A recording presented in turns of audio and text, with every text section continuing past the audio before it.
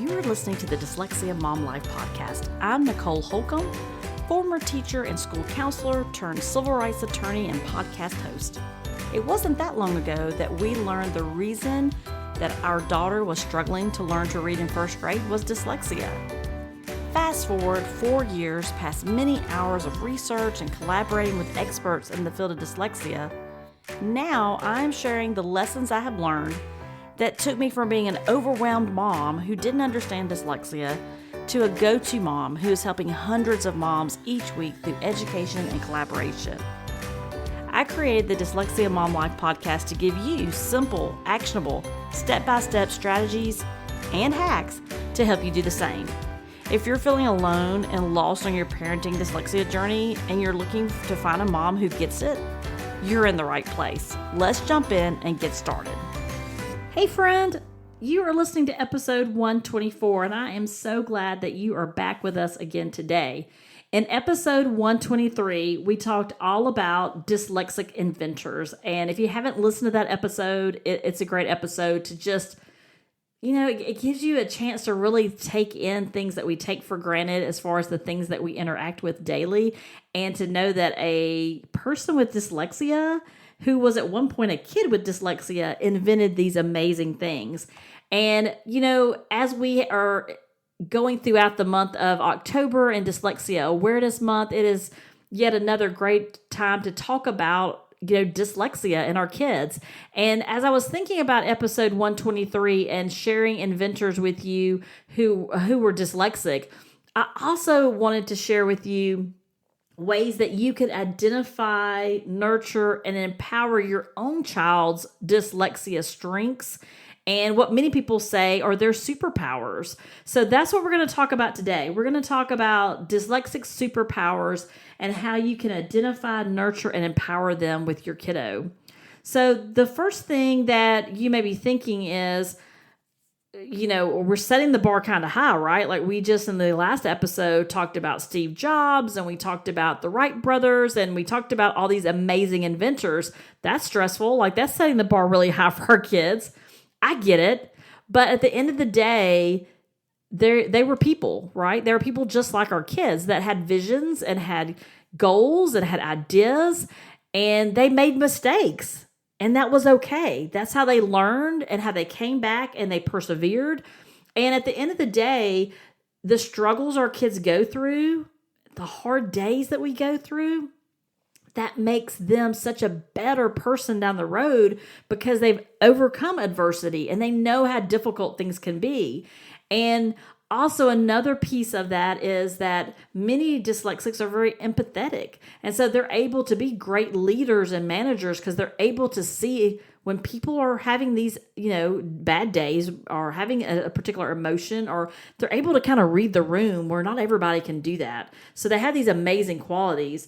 And so when we think about, maybe we're not raising the next Steve Jobs, but maybe we're raising a child that's got amazing creativity who wants to be successful. What a great time for our kids to be in this place that they're in when there's so much available to them from a creative standpoint. So let me talk about the identification. How do you find it? How do you look for it? And so there's a couple things. If you think about what your child truly loves, what is it that your child could do for hours if just left, hey, go do your own thing, or you come in, or maybe every day they go back to the same thing every day? That is usually where you'll find those dyslexia skills. Like, what are they using? Are they building with Lego? Are they building in Minecraft? Are they creating artwork? Are they playing a sport? What is it that they're doing that they do for hours? The other piece of that is, so that's more of a skill. Like, what are their skills they do well? So what do those skills look like? That's the first step. Then the other piece is, what are they passionate about? What can they talk your ear off about? What do they like to watch? What do they like to learn about? Because I'll tell you what, our kiddos, they can talk about some stuff, right? But what we have to do as moms is really listen and be attuned to that. So we have to encourage those pieces, and we have to think about those skills that they have that we see, along with their passion, and then the practice that they do over and over again on those things that they do well, guess what? I'm going to give you a little secret right now. That's their superpower. And sometimes that's easier to spot, right? If your child's a dancer or a musician. Maybe they're really good at a sport. Like sometimes it's kind of in your face, easy to see, right? But there are other pieces like I shared with you a few minutes ago. Empathy, kindness, the ability to question. I can't tell you, when I grew up, I remember my mom saying, I hope you have a child that asks as many questions as you do, because I asked a lot of questions. I guess she didn't realize she was raising a future attorney, because I have lots of questions. But the other piece of that too is, listening, imagining, like thinking outside the box. Those strengths are truly strengths. And so sometimes we don't see them as easily. We have to really take a step back. And you'll see that kindness and that empathy, like when you really step back and look at things to see what they look like. And another piece to really nurturing and empowering our kids is acknowledging that. Telling them, hey, this is your superpower. And maybe you don't want to use those words at your house. That's fine. You can say, you know what? This is what you really do well. This is your jam. This is your passion. Wow, this is amazing. Because they don't always realize it. Just like we don't always realize what our strengths are, that when others tell you, do you realize you do that really well? Then that really helps them, because a lot of times they're focused on the negative, just this human nature to focus on the negative. So when we're able to identify those strengths and passions and point those out, the kids are like, oh, wow, they really are paying attention, right? They really do see it. And another piece of that, when you do that, when you acknowledge and call it out to them, it helps your child grow and build their self-esteem. And their self-esteem is like a muscle. You got to work that thing, because they tend to lose their confidence in themselves when they struggle so much with reading, because reading is everywhere, right? Think about it. It is everywhere. It is on your phone. I mean, yeah, there's assistive technology that can help, but when you think about the world we live in is full of words. And so many times they do feel a loss of confidence in themselves, and especially when they're struggling to learn to read. So there's this real danger that they may lose themselves, and they may lose, their selves and their heart, and not feel like they are smart. Maybe they feel like they're not as smart as their cousins or their best friend or their classmate, but they are. There's so much emphasis that we give on reading and writing and spelling and all this rote memorization. So there's no surprise that they grow up feeling like they can't. We have to flip that and tell them that they can, and help them to see where they can be successful. Some of the stats say that 1 in 3 dyslexic children between 5 and 6 years old already feel like they can't keep up or do things that other children can do. 1 in 3. And that's as early as kindergarten. Can you imagine?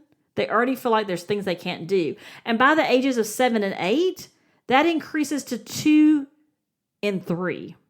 2 in 3 kids, early elementary, already feel like they can't keep up. Wow, that's massive.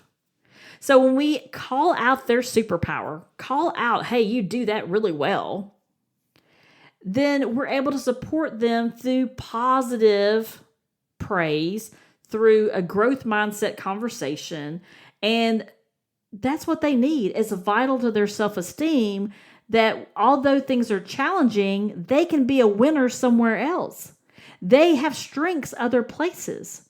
And so we have to be able to call that out and help them to see it, so that we can then empower them to continue to do those things and continue to work those muscles. And so many times we have to help them connect those dots. We have to help them figure out what that looks like. And, these are the skills, these dyslexic skills. Those are the skills for the future. Those are the things that jobs are wanting. They're wanting those out-of-the-box thinkers. They're wanting people that can be, look at things from an innovative standpoint, who have empathy, who are kind, who have all these traits. And so we have to help connect those pieces for our kids. So you may be thinking, well, that's all good, but okay. But you know what? What happens if we don't? What happens if we just don't do it? What happens if we, as parents, just don't do it?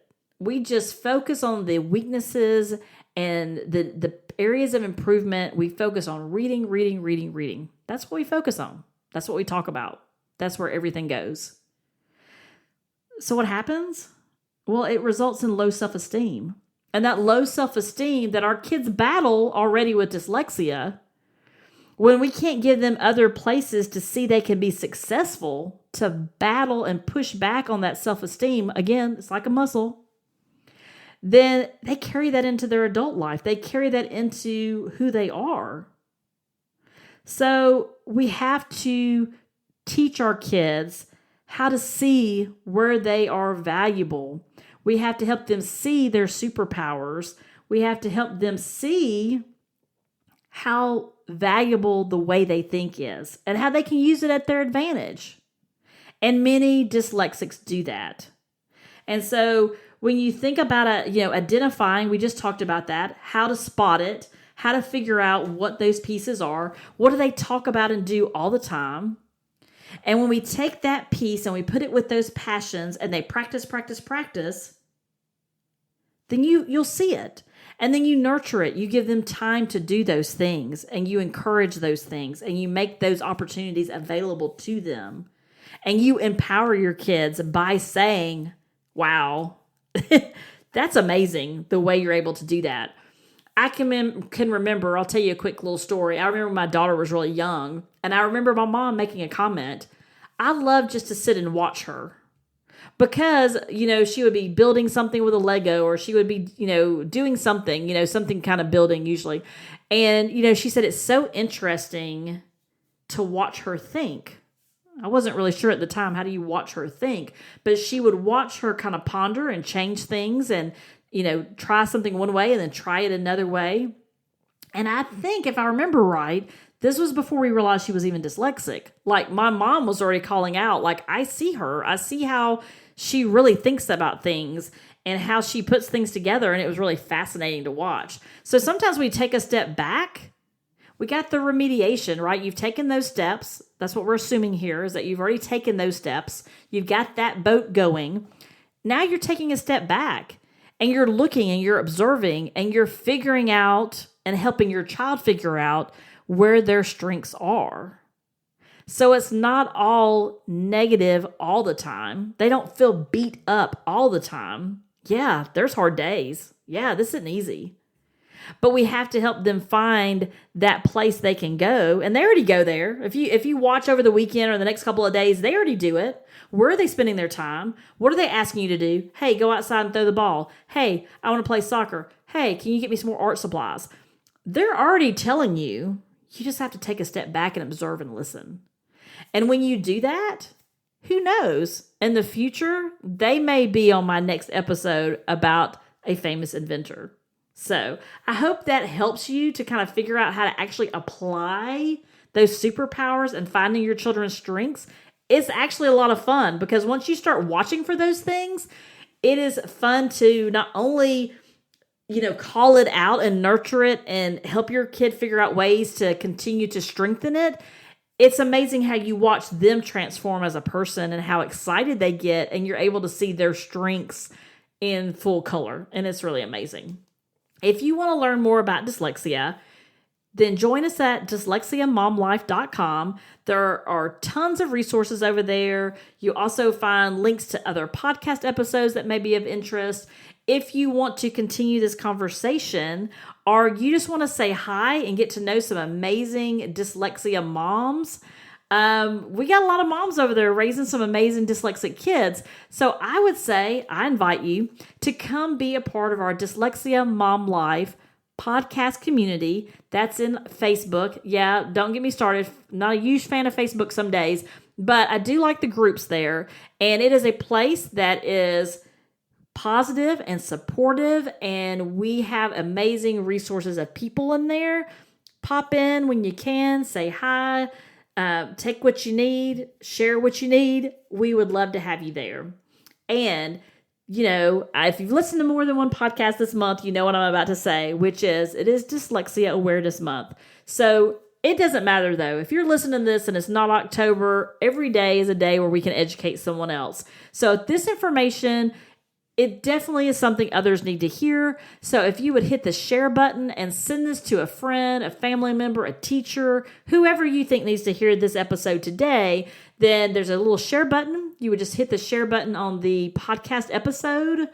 It's usually like a little up arrow. You'll have to kind of see on your what you're listening to your podcast on, but you should be able to share it out. You can text it. You can email it. You can send it to someone at Facebook, or you can post it on your Facebook page. We just need to get the word out there. And we also need to get the word out there that our dyslexic learners are amazing and they have amazing futures.